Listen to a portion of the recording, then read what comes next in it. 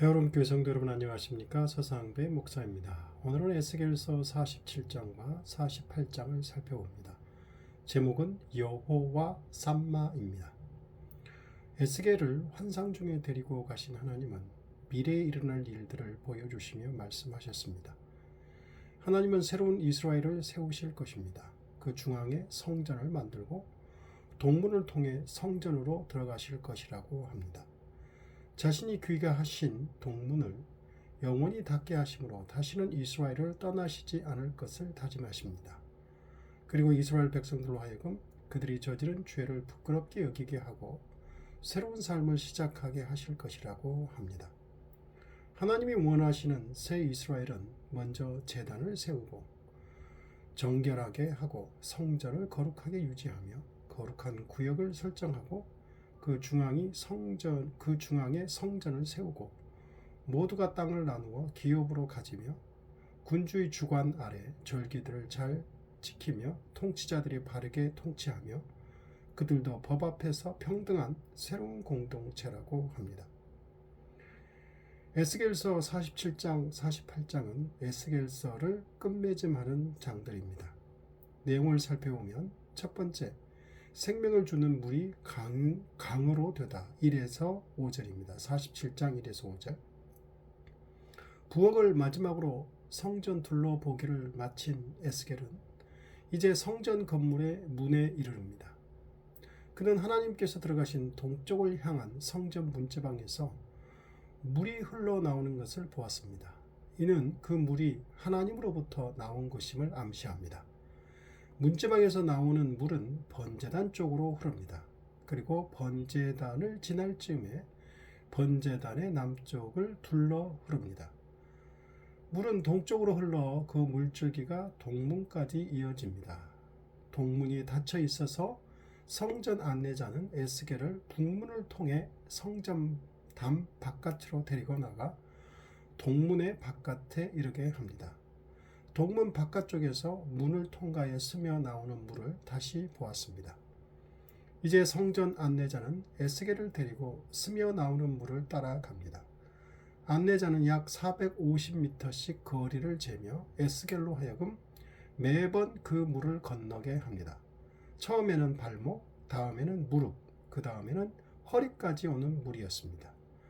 마지막으로 에스겔이 건널 때는 깊은 강물이 되어 건너지 못할 정도가 되었습니다. 이러한 물의 양의 변화는 에스겔이 보게 될 성전 너머 세상의 변화에 대한 서곡을 의미합니다. 두 번째, 생명의 강이 가져올 변화 47장 6절에서 12절. 에스겔은 성전에서 스며 나온 물이 강으로 변함에 놀랐는데 강가로 인도되었을 때 눈앞에 심이 많은 나무들이 강가 이편 저편에 있는 장면을 보게 되었습니다. 안내자는 에스겔에게 설명합니다. 이 강들은 요단 계곡을 내려가 지금의 사해로 생각되는 바다의 물을 되살릴 것이라고 합니다. 이 강물은 이르는 모든 곳과 그 속의 모든 생물을 살릴 것이라고 합니다. 물고기도 심히 많아질 것이라고 합니다. 이 강물이 이르는 곳마다 치료와 회복이 일어날 것이라고 합니다. 이 강은 자연 세계를 넘어 사람들에게도 복이 될 것이라고 합니다. 죽음의 바다인 사해가 생명으로 가득 차게 될 때 그 주변 지역들도 유익함을 누리게 된다고 합니다.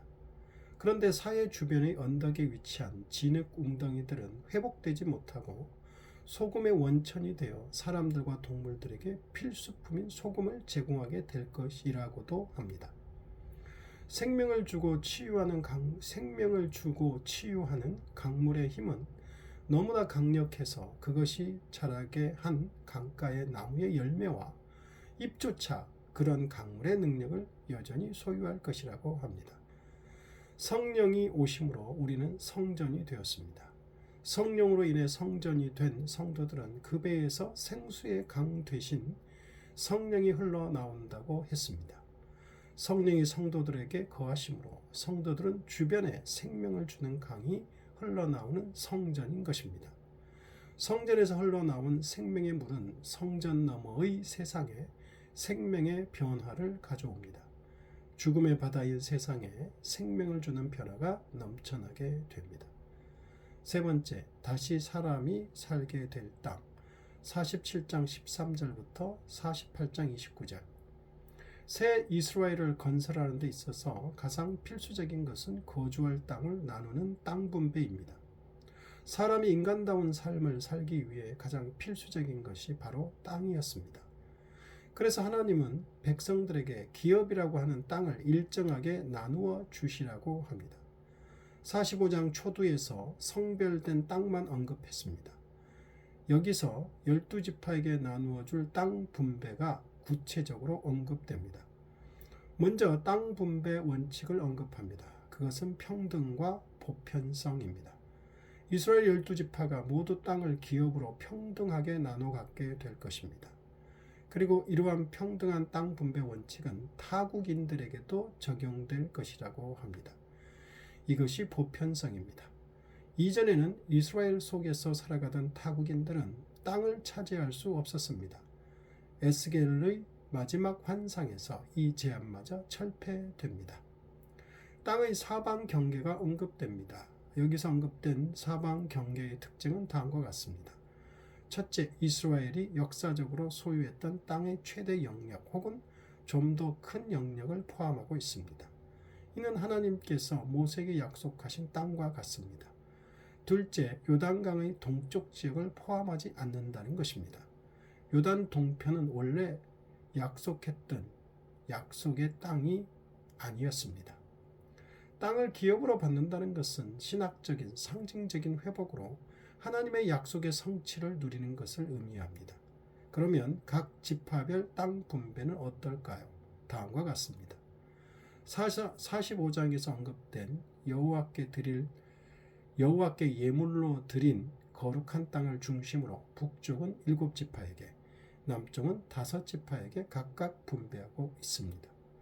마지막으로 네 번째, 여호와께서 계시는 성읍 여호와 삼마 48장 30절에서 35절. 에스겔서의 이 마지막 단락에서는 성읍의 크기와 출입구 그리고 그 성의 이름이 언급됩니다.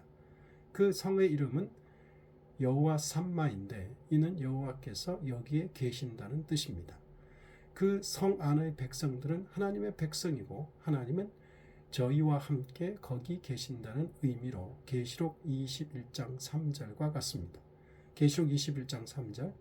내가 들으니 보좌에서 큰 음성이 나서 가로되 보라 하나님의 장막이 사람들과 함께 있으며 하나님이 저희와 함께 거하시리니 저희는 하나님의 백성이 되고 하나님은 친히 저희와 함께 계셔서. 기도하겠습니다. 하나님 아버지, 여호와 삼마라는 성 안에 영원히 하나님과 하나님의 백성인 우리가 기거하게 될 것이라고 말씀하셨습니다. 하나님 아버지, 우리의 생명의 근원이시요 창조주시요 구원자시요 우리를 가장 사랑하시는 하나님과 영원히 거하는 그 삶을 소망하게 하옵소서. 예수님 이름으로 기도드립니다. 아멘.